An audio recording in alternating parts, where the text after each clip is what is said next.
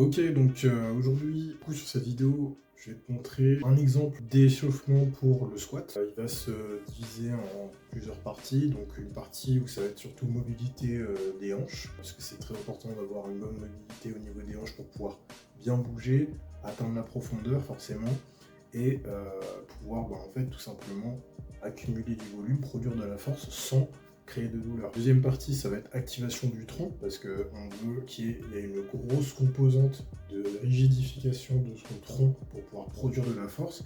Et une troisième partie, du coup, d'échauffement du membre inférieur, forcément, donc avec échauffement de la chaîne postérieure et échauffement de la chaîne antérieure. Donc on commence avec le premier exercice. Du coup, c'est un exercice qui va avoir pour but de débloquer la hanche en rotation interne de chaque côté. Donc sur cet exercice-là, au début, il faut y aller doucement, parce que si on vient d'arriver à la salle, normalement on est froid. On y va doucement et progressivement, au fur et à mesure des répétitions, on peut du coup rapprocher les mains pour redresser notre buste, ou alors on peut aller un petit peu plus vite, ou alors, comme sur la vidéo, enlever nos mains pour être le plus redressé possible, et là c'est d'autant plus dur. Pour le deuxième exercice du coup de cette partie mobilité, là je mets un élastique parce qu'en gros cet exercice là je le fais en deux parties. Là une première partie, donc étirement des adducteurs. Ici ce qui est important, ça va surtout être d'avoir le dos droit, on ne va pas être en rétroversion du bassin, donc avec le bassin pivoté vers l'arrière. Le but ça va être du coup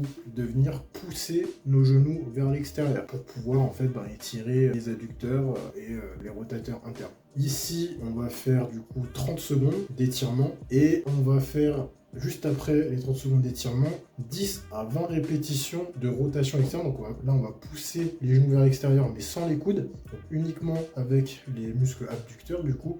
Et on va faire 10 à 20 répétitions à l'échec, une à deux séries pour pouvoir bien échauffer tout ça. Donc du coup, le troisième exercice, c'est un exercice qui a pour but de toujours échauffer la hanche. Sur cet exercice-là, le but, ça va être d'aller très doucement, d'aller chercher un maximum d'amplitude au niveau de sa hanche. Donc on veut vraiment, là, à ce moment-là, garder le dos droit.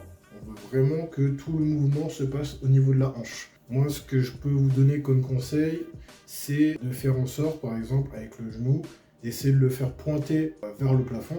C'est pas possible, mais on essaye de le faire pour pouvoir vraiment aller chercher à chaque fois l'amplitude maximale. On va passer à l'échauffement du tronc, donc l'activation du tronc.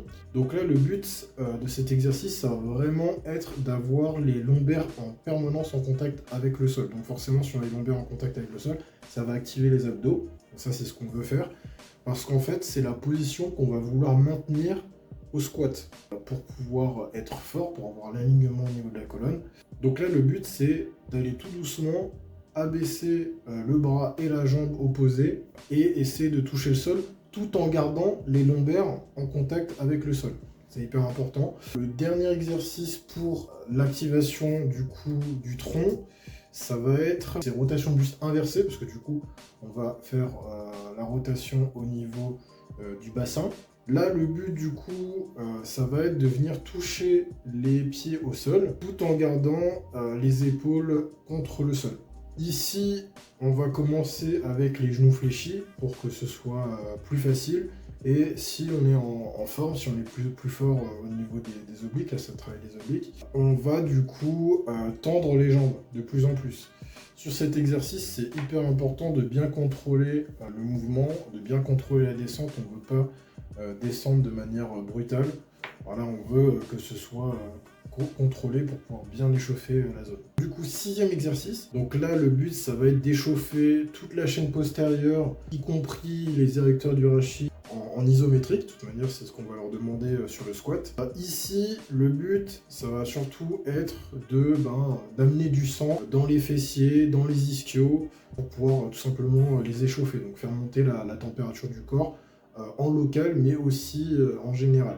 Donc ce qui est surtout important pour le good morning, c'est d'avoir l'appui en permanence entre le gros orteil, le petit orteil et le talon. On va être bien équilibré là-dessus. Et lors de la descente de la barre, en fait, on veut reculer nos fessiers pour pouvoir en fait faire ce mouvement de hinge, donc de pivot au niveau des hanches. Et du coup, le dernier exercice de cet échauffement, c'est du squat en high bar. Ici, le but, ça va surtout être de bien descendre, de descendre plus que ce qu'on fera sur le squat compte, parce que le but, c'est d'échauffer la zone et échauffer, y compris sur des zones supérieures à ce qu'on va faire, pour, au cas où, s'il y a besoin, si à un moment on se loupe, on descend plus, et bon, au moins on soit un petit peu échauffé sur ces amplitudes-là. Le but, c'est vraiment de bien chauffer les quadriceps et pareil, du coup, amener du sang dans la zone et faire monter la température en local et aussi en général.